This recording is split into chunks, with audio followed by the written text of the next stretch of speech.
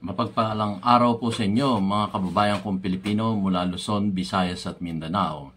Ito po ang inyong abang lingkod, si DIY KKB Informative. At ngayon po ang pag-uusapan natin ay ang mga kandidato ni Tatay Digong. So, sino-sino ba itong mga kandidato ni Tatay Digong? 10 po ito, 10. 10 ito at may plus 2 si BP Inday Sara Duterte. So, panoorin niyo po ito. Take it away! At ang una pong napupusuan o ang kandidato ni Tatay Digong bilang isang senador ay si Attorney Jimmy Bondoc. You heard it right. Attorney Jimmy Bondoc, numero 10 o number 10 sa inyong balota. Sino kasunod? Ito po. Take it away! Ang ikalawang iniendorso ni Tatay Digong bilang isang senador ng bansang Pilipinas ay si walang iba kundi si second termer Senador Bato de la Rosa, number 22 sa inyong mga balota. Doble dos, number 22, 22 sa inyong mga balota. At ang kasunod niyan, ito po. Take it away. Ang ikalawang iniendorso ni Tatay Digong bilang isang senador ng bansang Pilipinas ay si walang iba kundi si second termer Senador Bato de la Rosa, number 22 sa inyong mga balota. Doble dos, number 22, 22 sa inyong mga balota. At ang kasunod niyan, ito po. Take it away. At ang pangatlong kinukonsidera at gustong maging senador under ng PDP laban ay walang iba kundi si Senador Lawrence Bongo, number 28 sa inyong mga balota. Yun po, si Senator Lawrence Bongo, pangatlong kandidato ni Tatay Digong. Ang pangapat, eto po. Take it away. At pang-apat na kandidato ni Tatay Digong bilang isang senador ng Republika ng Pilipinas ay walang iba kundi si Attorney JB Hinlo, taga Western Visayas, Ilonggo po ito. Again, Attorney JB Hinlo, number 30 o 30 sarado sa inyong mga balota. 30, 30. At ang kasunod ay, take it away. At ang ikalima nating kandidato bilang isang senador na inaangat ang kamay ni Tatay Digong, itong panglimang kandidato ay walang iba kundi si Attorney Raul Lambino, number 34, 34 sa inyong mga balota. Attorney Raul Lambino, taga Pangasinan, number 34 sa inyong mga balota. At ang ikalima, ito na. Take it away.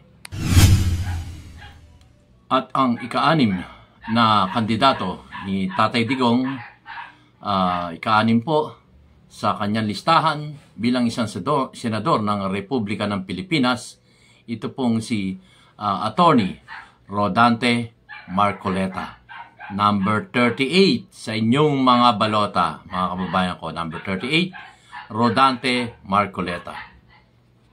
At ang kasunod niyan ay ikapito, ito po, take it away. Ang ikapitong kandidato ni Tatay Digong bilang isang senador ng Republika ng Pilipinas ay walang iba kundi si Dr. Richard Mata. Dabawen nyo to. Dr. Richard Mata, number 42 sa inyong mga balota. Again, Dr. Richard Mata, taga Davao, dabawen nyo to, number 42 sa inyong mga balota. Ang ikawalo, ito po, take it away. At ang ating ikawalong napupuso ang magiging senador sa nalalapit na eleksyon. Ikawalo ang ating at kaibigan ni Tatay Digong. Matalik na kaibigan ni Tatay Digong, walang iba kundi si Pastor Apollo C. Kibuloy, number 53 or 53, 53 sa inyong mga balota, mga kababayan ko. Kaibigan matalik ni Tatay Digong, walang iba kundi si Pastor Apollo C. Kibuloy, number 53 sa inyong mga balota. Ikasyam, sino ba yung ikasyam na yan? Take it away! At ang ating ikasyam na kandidato bilang senador, at ito ang naka-line up sa Duterte team. Ikasyam na kandidato, walang iba kundi si Attorney Vic Rodriguez, number 56 sa inyong mga balota. 56 sa inyong mga balota, number 56, Attorney Vic Rodriguez, ikasyam. At last but not the least, ay ikasampu na kandidato ni Tatay Digong para sa senador ng Republika ng Pilipinas ay walang iba kundi si, take it away. Last but not the least, mga kababayan ko, ikasampung kandidato ni Tatay Digong bilang isang senador ng bansang Pilipinas, Republika ng ating bansang Pilipinas. Walang iba kundi si Ginoong Philip Salvador, number 58 or 58 sa inyong balota. Ginoong Philip Salvador, 58, number 58 sa inyong mga balota. Yun po, mga kababayan ko, ang ating 10 kandidato pagka-senador sa nalalapit na eleksyon sa Mayo 12. So, suportahan natin si Tatay Digong.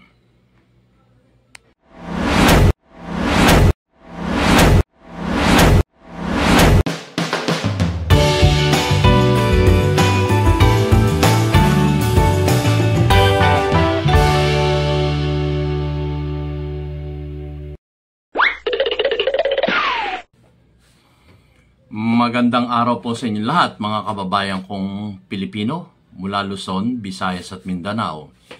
Ito pong muli ang inyong abang lingkod, si Luke. At ngayon po ay ating hihimay-himayin ang mga kandidato ni Tatay Digong na si former President Rodrigo Roa Duterte. So hindi naman lingid sa inyong kaalaman na meron siyang 10 kandidato na gusto niyang ipwesto dyan sa Senado, no? So, sino-sino itong mga ito? Himay-himayin natin, mga kababayan ko. Unang-una na dito, alphabetical order tayo, no? Ito pong si Attorney Jimmy Bondoc. So, sino ba itong si Attorney Jimmy Bondoc? Sa aking pong pagsusurit, analisa, ito pong si Attorney Jimmy Bondoc ay isang songwriter, singer, at naging sa PCSO. Naging may tungkulin to sa PCSO. So, nung matapos ang panunungkulan ni Tatay Digong, syempre, kasama na si Attorney Jimmy Bondoc na lumisa na rin dyan sa PCSO. Pero, ano ba ang track record niya sa PCSO? So, makikita natin, wala siyang bahid ng korupsyon nung nanunungkulan siya sa PCSO, mga kababayan ko. So, malinis to si Attorney Jimmy Bondoc. Yung sinasabi ng iba, singer lang yan. Ay, songwriter lang. Ano ba naman kayo? O mo ba siya singer o songwriter? Pero ito, nagtapos ng abogasya. So, may alam siya patungkol sa batas. So, pwede to maging senador dahil may alam siya sa batas. So, legislator. Pwede siyang gumawa ng batas at siya ay may alam sa batas, mga kababayan ko. So, ito, bagong mukha ng politika na kailangan natin sa Senado. Kumbaga, ako, sa sarili kong opinion, reaksyon at komento, ay tayo po kailangan natin ng mga bagong mukha sa politika. Kung magsusuri tayo, ano ba nagawa ng mga luma na sa politika, no? So, wala tayong nakitang Maaaring meron silang nagawa, pero hindi sapat yun sa buong bansa, sa mga mas nakararaming Pilipino. So, maaaring may nagawa sila, okay, ilang taon na sila dyan. So, ako, ang suggestion ko mga kababayan ko sa akin sariling opinion, bagong mukha ang ating pipiliin. Nang sa ganun mag-eksperimento naman tayo, ano? At ito hindi lang basta eksperimento kasi ito ang kinukonsidera o gustong maging senador ni Tatay Digong, no? No, itong mga kandidato niya, Duterte team tayo. So, ngayon, yon ang unang kanyang napusuan ay si Attorney Jimmy Bondoc, no? So, sino ba yung pangalawa? Siyempre, ito, kanyang napipisil din na maging susunod na second termer na to. Sino to? Si Senador Bato de la Rosa. At marami rin siya nagawa, mga kababayan ko. Wag na nating sabihin po, wala naman nagawa. Marami po. Magsuri po kayo. At ang isa pang bagay dito ay ito ay pinagkakatiwalaan ni Tatay Digong. Itong si Senator Bato de la Rosa. By the way, si Attorney Jimmy Bondoc, number 10 sa inyong mga balota, no? Ito namang si Senador Bato de la Rosa, second termer to, number 22 sa inyong mga balota. So mga kababayan ko, wag nating walang bahala ang kagustuhan ni Tatay Digong dahil doon sa sinasabi niyang I do not know if you still believe in me. So ito yung ating isasagot kay Tatay Digong. Kahit hindi man tayo niya naririnig, kahit siya ipinakulong nyo sa banyagang hukuman, which is ang ating analisa dito, ang ating opinion, hindi po tama ang kanyang pagkaka-aresto. So, opinion ko po yun. Ano? Meron naman tayong karapatang magbigay ng opinion, reaksyon at komento sa mga bagay na nangyayari sa ating bansang Pilipinas. So, ngayon, pagkatapos ni si Senador Bato de la Rosa, number 22 sa inyong mga balota, isunod na naman natin ang pangatlong kinukonsidera o ibig maging senador ni Tatay Digong. Siyempre, sunod tayo kay Tatay Digong dahil alam natin mapagkakatiwalaan si Tatay Digong. Hindi tayo bebenta ni Tatay Digong. So, ang pangatlo, ang kanya isang dating assistant na si Senator Lawrence Bongo, number 28 sa inyong mga balota. So, si Senator Bongo, alam naman natin ang track record niya simula pa nung nasa Davao, malasakit na ang kanyang ipinakikita. Kaya nga, nung siya na posisyon as a senator, inuna niya ang maliit na mamayang Pilipino. Nagtayo na pinasa niya ang batas patungkol dito sa Malasakit Center. One-stop shop na tinatawag. One-stop shop. Itong ginawa ni Senator Lawrence Bongo, number 28 sa inyong mga balota. So, isunod natin yung pang-apat na senador na kandidato ni Tatay Digong bilang isang senador, itong taga-Western Visayas. Bagong mukha naman tayo mga kababayan ko. Attorney rin to, si Attorney J.B. Hinlo, number 30 o 30 sa inyong mga balota. 30 sa inyong mga balota, no? Si Attorney J.B. Hinlo. Ilonggo to. So, mga Bisaya dyan, bigyan nyo naman ng pagkakataon itong si konsideran nyong iboto ang ating si Attorney J.B. Hinlo, taga Western Visaya, Ilonggo to. So, panglima. Sino ba yung panglima na yan? Ang panglima na yan, isa pang attorney pa na si Attorney Raul Lambino. So, kung susundan yung track record ni Attorney Raul Lambino, napakalawak na po ng kanyang karanasan patungkol dyan sa pagtulong sa kapwa. No? Si Attorney Raul Lambino, taga Pangasinan to. No? Ilocania to. Si Attorney Raul Lambino, number 34 sa inyong mga balota, mga kababayan ko.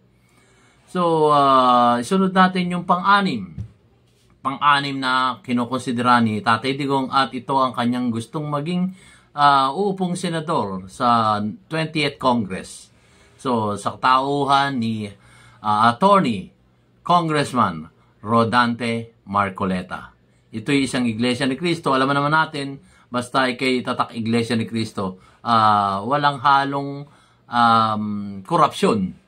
Itong si Attorney Rodante Marcoleta, number 38 sa inyong mga balota.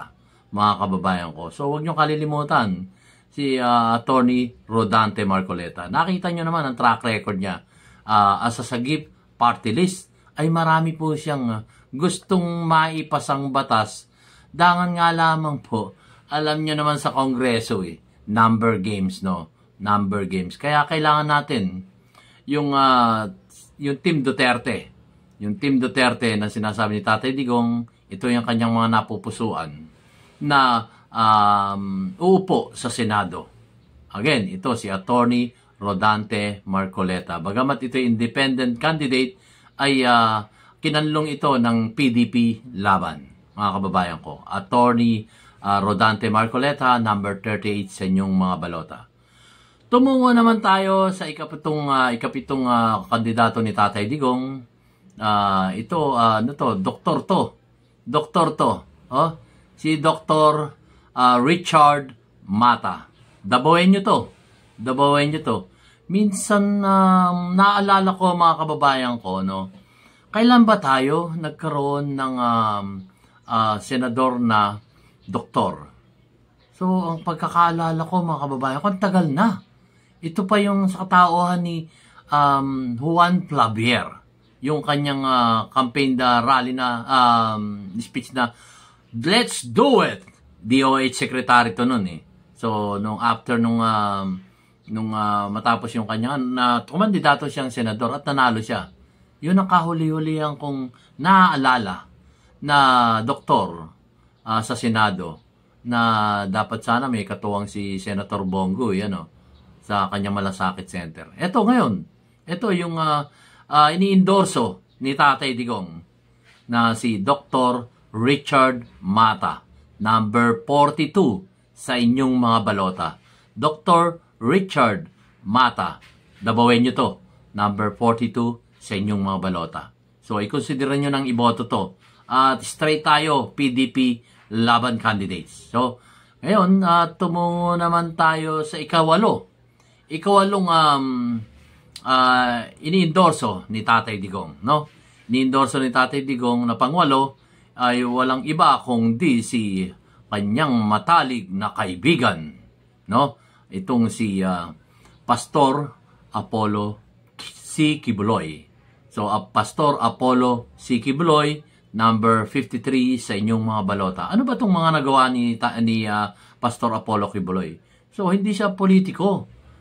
Nung unang-una pa ay narayan siya sa KOJC, pastor nga siya ng KOJC, no? Pero maraming nagawa itong si Pastor Apollo Quiboloy. Kagaya lang ng pagmamahal sa kalikasan. Di ba? At siya talagang kung makikita niya, kalbo na. Kalbo na ang parang ulo ko. Yung bundok, nagiging proyekto niya to. Nagkakaroon siya ng project. Pupunta siya doon sa mga bundok na kalbo at ito'y nagkakaroon siya ng proyekto na magtanim ng mga puno sa kabundukan na nakakalbo. Hindi lang yun. Meron pa siyang mga tinatawag na libreng konsultasyon. Libreng konsultasyon sa doktor. Marami pang iba. No? Hindi lang sa kalikasan. No? Kagaya dito sa Luzon. Nagpunta rin ang kanyang team together with SMNI na nakita nila yung isang kahabaan ng ilog dito sa may Pasig ay napakarumi. No? Ang ginawa nila, nagpunta ron at naglinis. Nilinis na yung party dito sa, I think that is yan, kung hindi ako nagkakamali, dito sa Karangalan, na merong isang ilog doon na pinroject nila, nilinis nila.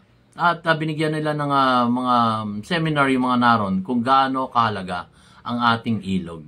Huwag nating panatilihin marumi ang ating ilog dahil alam niyo naman ang ilog natin, yan ang daluyan ng tubig. Yung sinasabi natin mga waste, ganon, pero kailangan din malinis. So ito, meron silang medical mission, meron silang pagmamahal sa kalikasan, yung maruming kapaligiran, ito yung mga nagagawa ni Pastor Apollo C. Quiboloy noon, together with SMNI, no?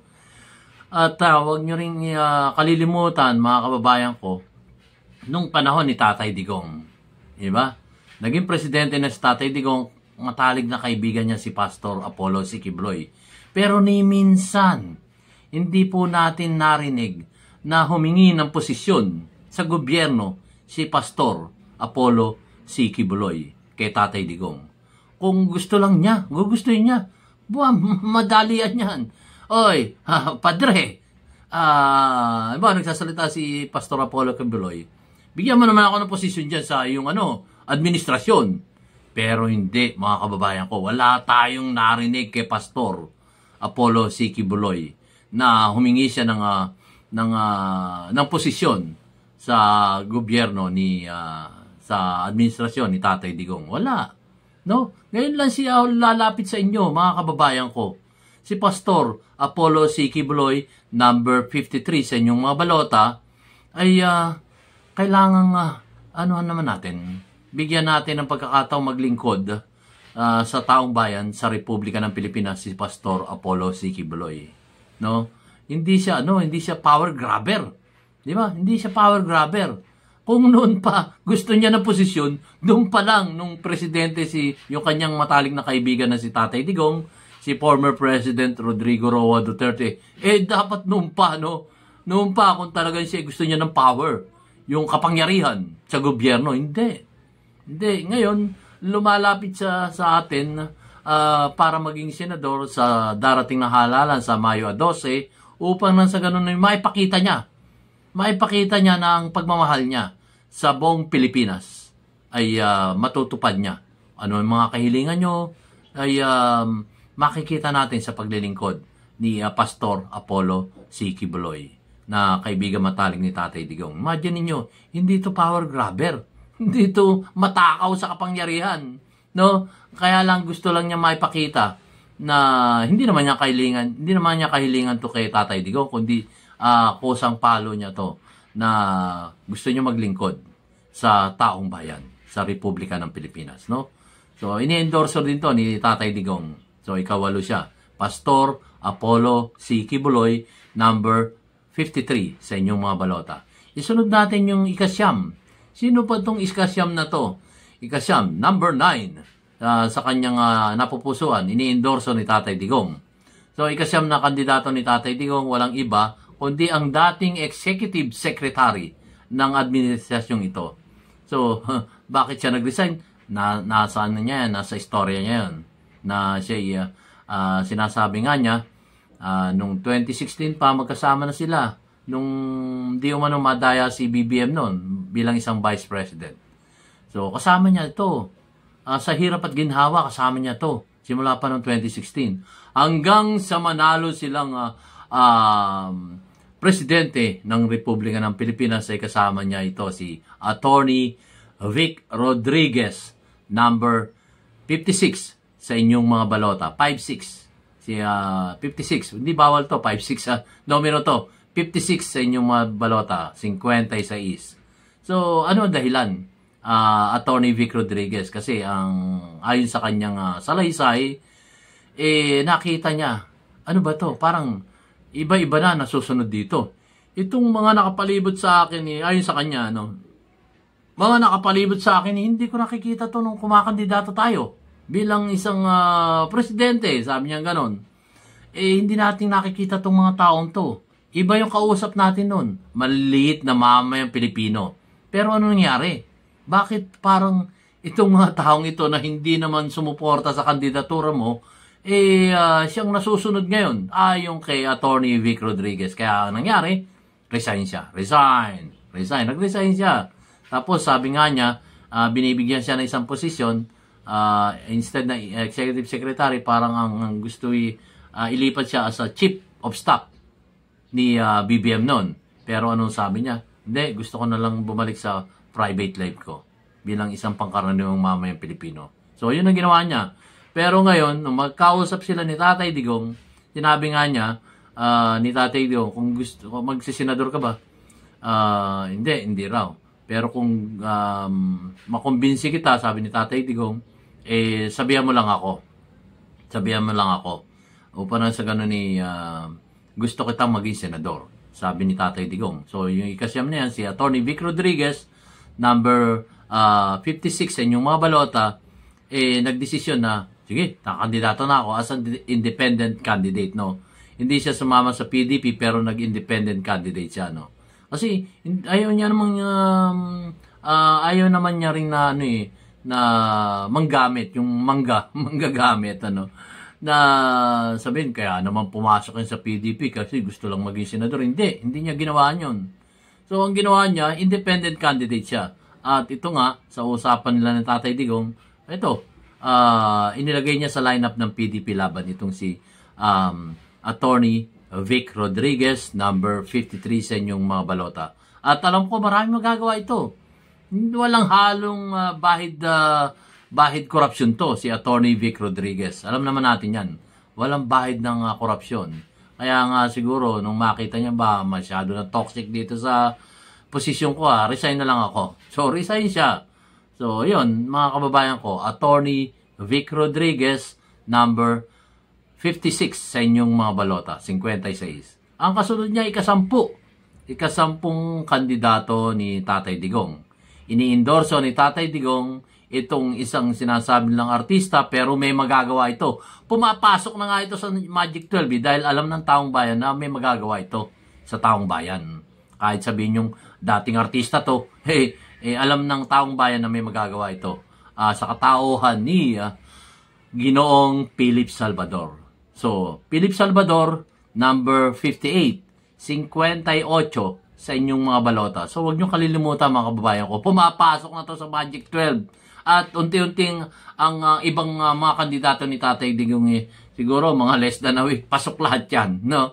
So, pasok lahat yan, 10 yan. Ako yung naniniwalang mamumulat ang taong bayan na iboto po natin ang mga bagong muka. Mga bagong muka na walang halong korupsyon. Hindi natin nadinig ng meron silang korupsyon sa kanilang buhay, no?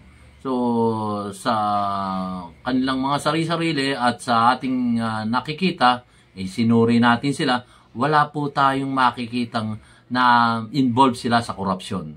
Itong 10 kandidato ni Tatay Digong, no? Sa PDP laban at meron siyang mga guest candidate kagaya ni Attorney Vic Rodriguez, number 56 at si Attorney Rodante Marcoleta, number 38 sa inyong mga balota. So, sila yung mga guest candidate ni Tatay Digong. Again, sino-sino itong mga ito? Alphabetical order ay si Attorney Jimmy Bondoc. No? 5 yung attorney dito Attorney Jimmy Bondoc, number 10 sa inyong mga balota. Second termer, Senador Bato de la Rosa, number 22. Second termer, si Senator Lawrence Bongo, Mr. Malasakit, number 28. Kasunod niyan, Attorney J.B. Hinlo, taga Western Visayas, Ilonggo to, number 30 o 30 sarado sa inyong mga balota. Sunod niyan ay si Attorney Raul Lambino, number 34 sa inyong mga balota, taga Pangasinan to. Sunod niyan, attorney muli, pang-5 na to, pang-4, si Attorney Rodante Marcoleta, number 38 sa inyong mga balota. At may nasalit na isang doktor, si Dr. Richard Mata Dabawenyo to.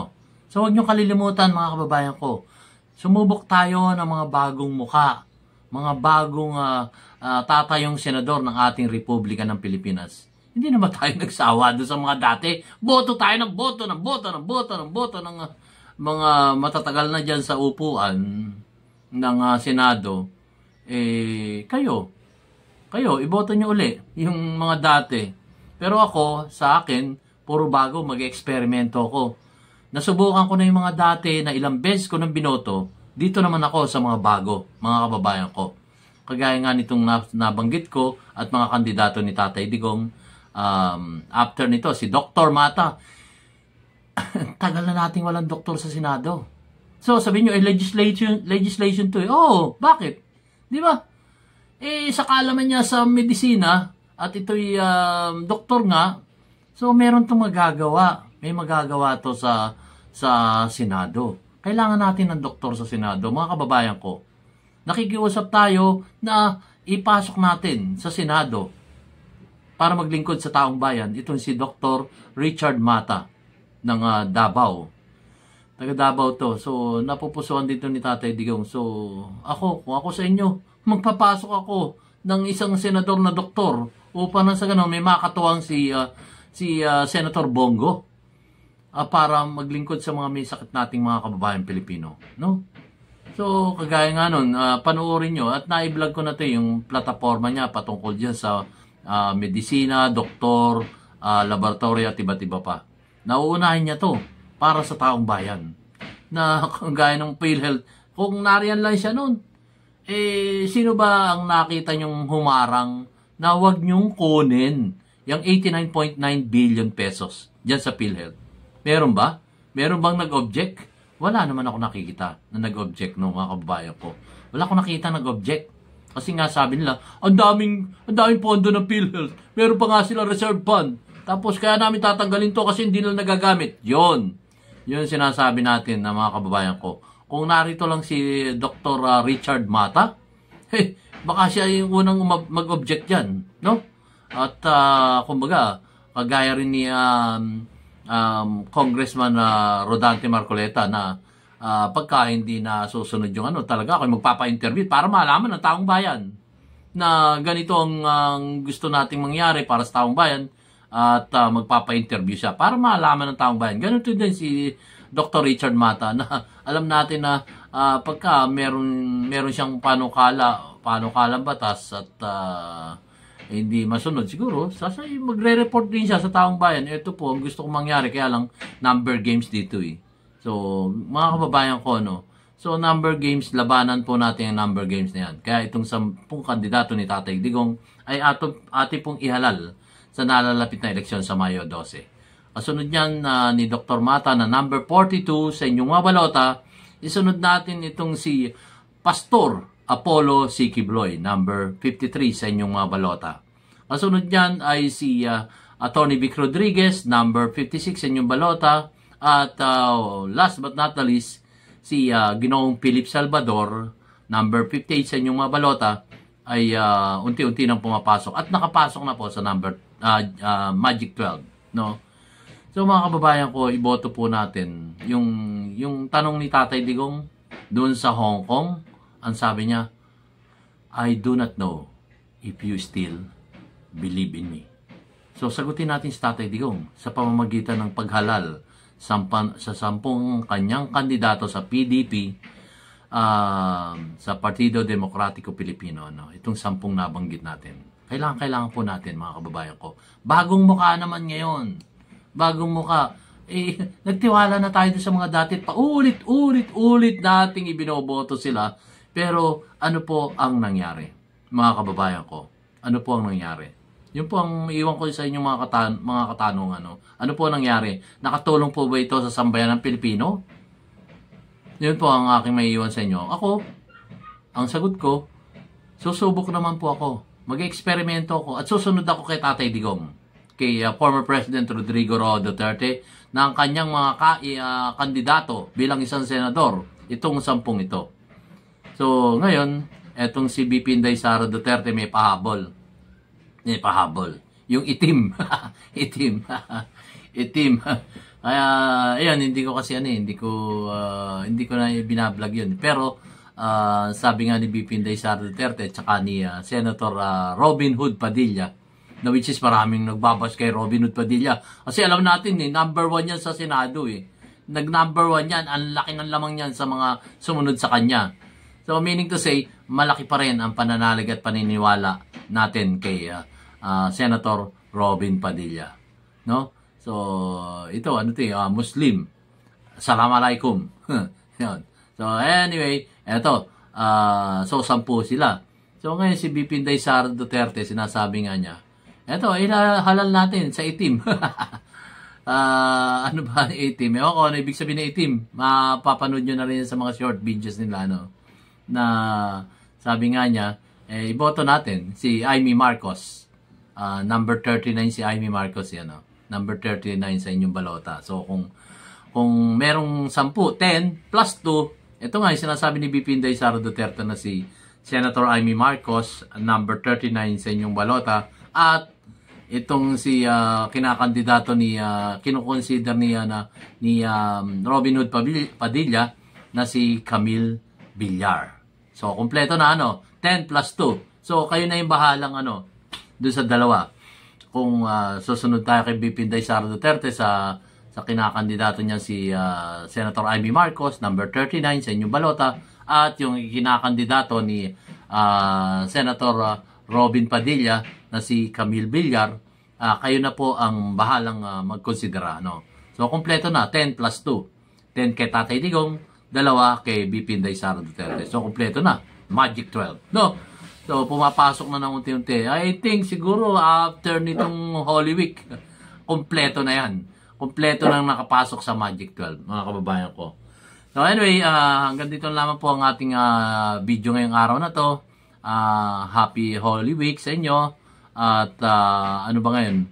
Holy Wednesday. Holy Wednesday ngayon. Bukas, Holy Thursday na at saka Holy Friday. Long weekend tayo mga kababayan ko. So salamat po sa inyong panonood ng aking mumunting YouTube video ngayong araw na to. Salamat po sa inyong lahat. Mayroong simula at may katapusan. Ano man po ang titulo o rango natin na nakamit dito sa ibabaw ng mundo, wala po itong kabaluhan. At ang tanging may kabuluhan lang po ay ang paggawa ng mabuti sa ating kapwa-tao, which is yun po ang utos ng ating Panginoon Diyos. Maraming salamat po sa inyong panonood. Consider nyo naman po mag-like, share, and subscribe para malaman ng ating kapwa Pilipino dito sa ating bansang Pilipinas ang 10 kandidato ni Tatay Digong, ni Rodrigo Roa Duterte at plus 2 na nagbumula kay BP Inday Sara Duterte.